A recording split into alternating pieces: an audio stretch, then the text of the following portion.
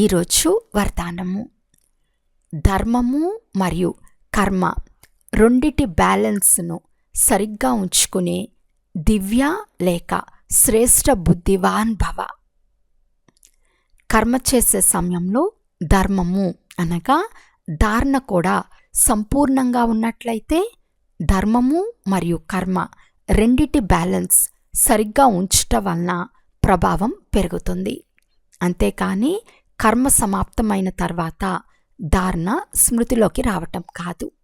బుద్ధిలో రెండు విషయాల బ్యాలెన్స్ సరిగ్గా ఉంటే అప్పుడు శ్రేష్ఠ బుద్ధి లేక దివ్య బుద్ధివంతులు అని అంటారు. లేకుంటే సాధారణ బుద్ధి, కర్మ కూడా సాధారణం, ధారణలు కూడా సాధారణంగా ఉంటాయి. కనుక సాధారణతలో సమానతను కాదు, కానీ శ్రేష్టతలో సమానతను తీసుకురావాలి.